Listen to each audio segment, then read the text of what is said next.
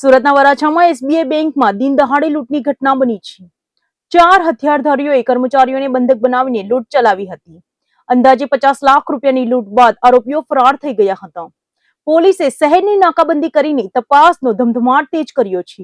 સુરત શહેરના વરાછા વિસ્તારમાં દિન દહાડે મોટી લૂંટની ઘટના સામે આવી છે, જેમાં હથિયારધારી આરોપીઓએ બેંકમાં ઘૂસીને મોટી રકમ લૂંટી લીધી હોવાનું સામે આવ્યું છે। મળતી માહિતી મુજબ 4 જેટલા હથિયારધારી આરોપીઓ અચાનક એસબીઆઈ બેંકમાં ઘૂસી આવ્યા હતા। આરોપીઓએ અંદર પ્રવેશતા જ કર્મચારીઓ અને હાજર લોકોને ડરાવી ધમકાવીને કાબુમાં લઈ લીધા હતા। આ દરમિયાન આરોપીઓએ બંદૂકના નાળચા બતાવીને કર્મચારીઓને બંધક બનાવી દીધા હતા અને ત્યારબાદ બેંકમાંથી અંદાજે 50 લાખ રૂપિયા લૂંટી લીધા હતા। ઘટના એટલી ઝડપી બની કે કોઈને પણ પ્રતિક્રિયા આપવાનો મોકો મળ્યો ન હતો। લૂંટ બાદ આરોપીઓ તરત જ સ્થળ પરથી ફરાર થઈ ગયા હતા। ઘટનાની જાણ થતાં પોલીસ તંત્ર હરકતમાં આવ્યું હતું અને પોલીસે તાત્કાલિક શહેરભરમાં નાકાબંધી કરી અને આરોપીઓની શોધખોળ શરૂ કરી છે। ઉચ્ચ પોલીસ અધિકારીઓનો કાફલો પણ ઘટના સ્થળે પહોંચી ગયો હતો અને સમગ્ર પરિસ્થિતિનો જાતે જ સમીક્ષા કરી રહી હતી। બેંક અને આસપાસના વિસ્તારમાં લગાવવામાં આવેલા સીસીટીવી કેમેરાના ફૂટેજ પણ તપાસમાં લેવામાં આવી રહ્યા છે, જેથી આરોપીઓની ઓળખ ઝડપી થાય। આ ઘટનાએ શહેરમાં ચકચાર મચાવી છે અને સુરક્ષા વ્યવસ્થાને લઈને અનેક સવાલો ઉભા કર્યા છે। હાલ પોલીસે સમગ્ર મામલે ગુનો નોંધીને આરોપીઓને ઝડપી પાડવા માટે અલગ અલગ ટીમો બનાવી છે અને તપાસનો દોર વધુ તેજ બનાવ્યો છે।